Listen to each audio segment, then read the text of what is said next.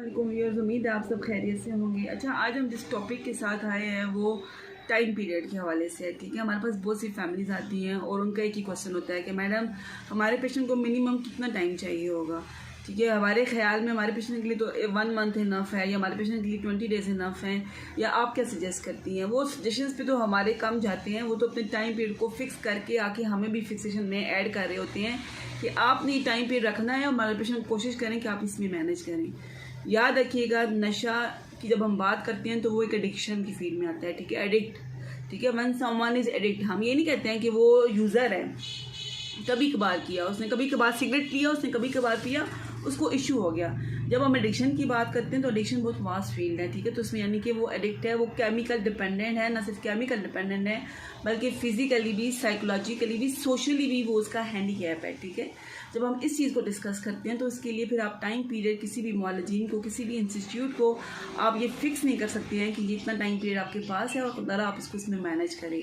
Time period याद रखिएगा, जब आप पेशेंट को फिक्सेशन दे देंगे या आप अदारे को फिक्सेशन दे देंगे तो आपके पेशेंट के लिए मसला हो जाएगा और आपका पेशेंट कभी भी मैनेज नहीं होगा, क्योंकि आप घर से भी पेशेंट को इस स्टेज पे लेकर आते हैं, आज और कोई बात नहीं तुम्हें 10 दिन का इलाज देते हैं, बस 20 दिन का, और पेशेंट भी इस कंडीशन पे आता है कि 10 दिन का आपने मुझसे प्रॉमिस किया था आपको 10 दिन रखना है, 10 दिन से अगर आपने ऊपर रखा तो मैं आके नशा करूँगा। ठीक है, या किसी और कंडीशन के साथ इसको ये अप्लाई करके और टाइम पीरियड में इसको फिक्स कर देती हैं। तो ये काइंडली ये फैमिलीज भी इस चीज़ को अंडरस्टैंड नहीं करती हैं, क्योंकि ये साइकोलॉजिकल बेस्ड ट्रीटमेंट है। एडिक्शन याद रखिएगा, ये एक साइकोलॉजिकल बेस्ड ट्रीटमेंट है। ठीक है, और इसको हमने साइकोलॉजिकल बेस्ड ही हैंडल करना है, और अगर आप इस चीज़ को हमारे साथ कोऑपरेट करेंगे तो इसमें आपका फ़ायदा है।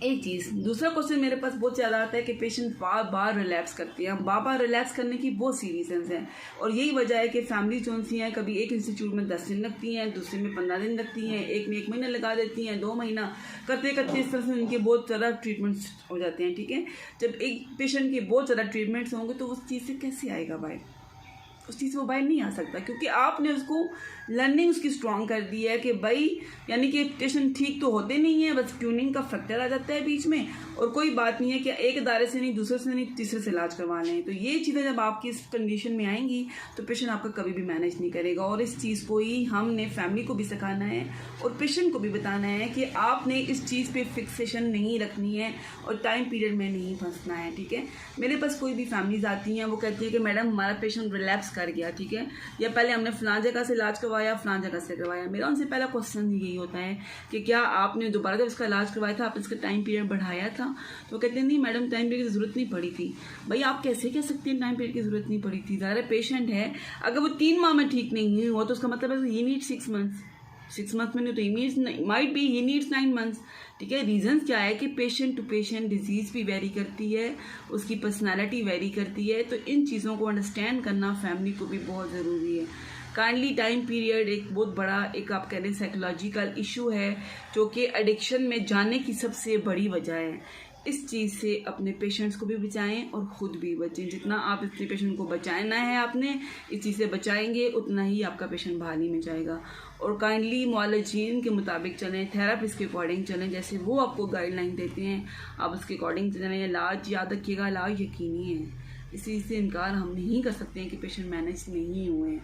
अल्लाह पाक का शुक्र है, अल्लाह पाक की ब्लेसिंग है कि माशाल्लाह से बेहतरीन तरीके से मैनेज है। लेकिन क्यों है कि फैमिली को थोड़ी सी एफर्ट इनपुट करनी जरूरत पड़ी थी फर्स्ट टाइम में, लेकिन अब उनकी ज़िंदगी भर का सुख है उनके पास। रीज़न क्या है कि फैमिली अगर मुआलजीन के अकॉर्डिंग नहीं चलेंगी, थेरापिस्ट के अकॉर्डिंग नहीं चलेंगी, तो फिर आप इस चीज़ को अंडरस्टैंड भी नहीं कर सकते हैं और आप इस चीज़ को मैनेज नहीं कर सकेंगे। ये बात याद रखिएगा कि आपके पेशेंट से ज़्यादा हो सकता है कि जो थेरापिस्ट, साइकोथेरापिस्ट बैठे हुए हैं वो ज़्यादा बेहतर तरीके से जानते हों। आप वो चीज़ें नहीं जानते हैं जो थेरापिस्ट जानते हैं। ठीक है, अगर आपको मेरे आज की वीडियो अच्छी लगी है, लाइक करें, सब्सक्राइब करें, शेयर करें, कमेंट्स अपना ज़रूर कहा किया करें। थैंक यू, जज़ाकल्लाह। अपना बहुत सारा ख्याल रखिएगा। अल्लाह हाफ़िज़।